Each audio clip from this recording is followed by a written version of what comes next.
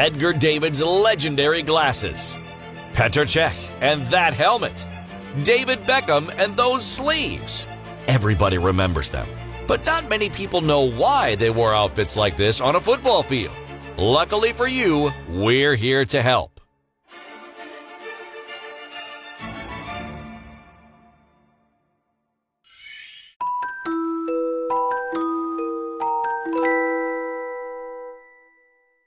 But first, for the younger folk among you, who is Edgar Davids? Because, to be honest, a lot of people don't recognize him for his quality as a footballer, but rather for his appearance and his somewhat unusual style. And many of us will only have one image in mind when we speak about him: the cover of FIFA 2003. Or at least, that's the first thing that comes to mind. Because if he was chosen to be on the cover, it wasn't just for his awesome style.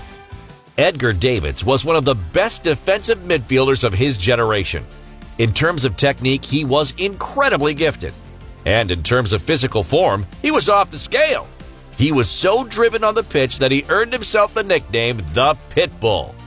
He first came to public attention when playing for Ajax, with whom he won the Champions League in 1995. And at Juventus, he became a legend, starring alongside Del Piero, Zidane, and Didier Deschamps.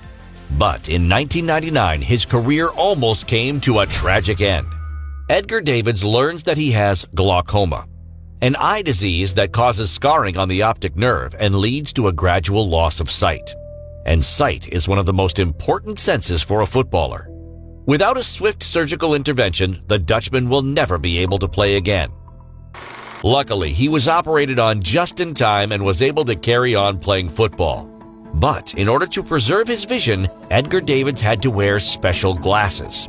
Without them, it would have been impossible for him to carry on playing as well as he had done up until then.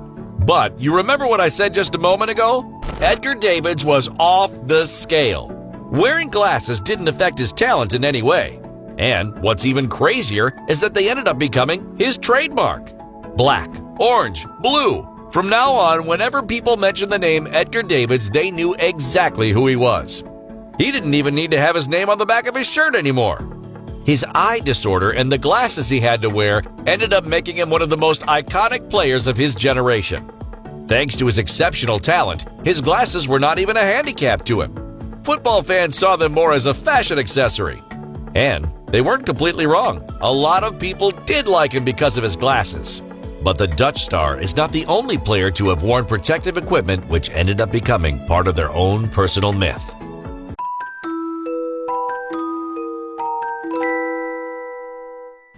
Okay, this time the youngsters among you probably know who I'm talking about. Sometimes you need to lift up your eyes and recognize greatness. Petr Cech is one of the biggest goalkeepers in the history of the Premier League. Because of his size, of course, but also because of his massive talent. The Czech keeper won a ton of trophies with Chelsea, the Premier League, the FA Cup, the Champions League. Petr Cech also holds the record for the most clean sheets in the history of the English Championship. But all of this might have never happened. October 14th, 2006, the Blues were playing Reading. The match was just 17 seconds old when the keeper fell to the ground to collect the ball and met the knee of Stephen Hunt, which collided full-on with his head. He was instantly knocked unconscious. It took almost 5 whole minutes before the Czech international was carried off on a stretcher. The medical examinations left no doubt. Petr Cech had fractured his skull. The goalkeeper was sent to the operating block and spent over 10 days in hospital. At that moment, his footballing career seemed all but over.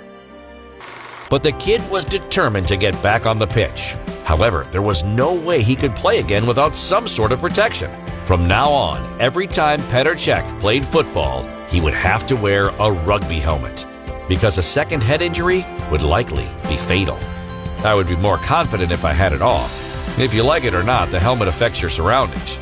You have your ears covered, and it makes hearing worse. But the doctor has forbidden me to take off the helmet. If I did, I would not pay insurance. It's a big handicap to have to wear equipment like this, especially if you're a goalkeeper. But it didn't prevent him from becoming one of the best keepers in the world. Many fans have never seen him play without his helmet.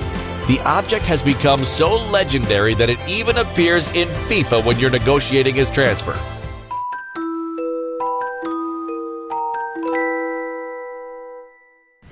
All football fans will have noticed one thing: players who wear long-sleeved shirts on the pitch. There are many players who choose to play with covered arms, and often they wear the number 7 shirt. David Beckham, Antoine Griezmann, Cristiano Ronaldo, Eric Cantona. But why did they decide to wear these jerseys? There are a lot of different theories. For Antoine Griezmann, the explanation is very simple. I wear long sleeves when I play because of Beckham. He did as well, and he's my idol. He had a lot of class on and off the pitch. That's what I liked about him. No one had the right foot he had. It ain't just the sleeves. The haircuts, the number on his shirt. He models himself on David Beckham for pretty much everything. But why did Beckham wear long sleeves in the first place? It's hard to find the exact answer, but those players who like covering up their arms come with varying different arguments. First up is a question of comfort relating to wind and temperature. A lot of players don't like feeling the air on their arms when they play. So, some people think David Beckham was simply following a tradition. They think that English players wear long sleeves because of the bad weather. Others argue that it is to do with superstition. Recently, The Sun put forward such an argument in relation to Cristiano Ronaldo's performance in the national team. After defeats of 2004 and 2006, CR7 decided to start wearing long sleeves. But ditching the short sleeves was no guarantee of victory. While playing against Belgium in the last 16 of the Euro 2020, he wore long sleeves for the first half, then switched to short sleeves. But despite his sartorial efforts, his team was still knocked out. And of course, we should never forget that Cristiano Ronaldo first burst onto the scene with slightly rolled up long sleeves. This is how he was kitted out when he used to terrorize defenses back in his Man United days. But at the end of the day, there really isn't any reason why some players choose to dress this way. It's more just a question of feeling. We could have spoken about other bits of footballing gear that have gone down in history. Often, you will see players wearing masks on the pitch.